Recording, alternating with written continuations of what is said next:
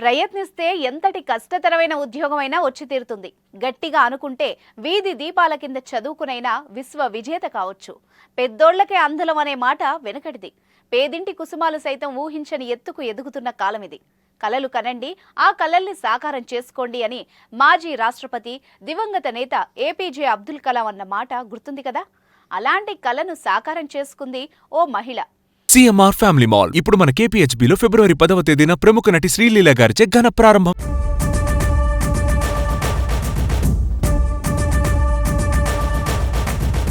ఒకప్పుడు గ్రామానికి సేవ చేసింది. గ్రామంలో ఎన్నో అభివృద్ధి కార్యక్రమాలు చేపట్టింది. దేశానికి మరింత సేవ చేయాలని అనుకుంది. ఎన్నో కష్టాల్ని అధిగమించి అసాధ్యాన్ని సుసాధ్యం చేసి అందర్నీ ఆశ్చర్యానికి గురిచేసింది. ప్రస్తుతం ఆ పేరు సోషల్ మీడియాలో మారుమోగుతోంది. ఎవరామె? అసలు ఏంటి విషయం? ఎందుకు ఆమె గురించి అంతలా తలుచుకుంటున్నారు? అది తెలుసుకోవాలంటే ఇది చూడాల్సిందే. ప్రభుత్వ ఉద్యోగం సాధించాలంటే మామూలు విషయం కాదు. కేవలం లక్ష్యం ఉంటే సరిపోదు. అందుకు తగ్గ పట్టుదల, ఓపిక కూడా ఉండాలి. దీనికి తోడు కాస్తో కూస్తో ప్రిపరేషన్కు ఆర్థిక అండ కూడా ఉండాలి. ప్రస్తుత కాలంలో కెరీర్ పరంగా సక్సెస్ సాధించాలంటే ఎన్నో అవరోధాల్ని అధిగమించి సత్తా చాటాల్సి ఉంటుంది. ఒకప్పుడు సర్పంచ్గా పనిచేసి తన ప్రతిభతో జూనియర్ సివిల్ జడ్జిగా ఎంపికై ప్రశంసలు అందుకుంటున్నారు సంతోషలక్ష్మి. ఏపీలోని శ్రీకాకుళం జిల్లా వజ్రపు కొత్తూరు మండలం నగరంపల్లి గ్రామంలో జన్మించిన కర్రి సంతోషలక్ష్మి న్యాయమూర్తిగా ఎంపికై ప్రశంసలు అందుకుంటున్నారు. గ్రామంలో సర్పంచ్గా సేవలందించి ప్రజల అభిమానాన్ని చూరగొన్న సంతోషలక్ష్మి న్యాయశాస్త్రం చదివారు. ఒకవైపు న్యాయశాస్త్రం చదువుతూనే మరోవైపు న్యాయమూర్తి కావాలన్న ఆలోచనతో పోటీ పరీక్షలకు ప్రిపేర్ అయింది సంతోషలక్ష్మి.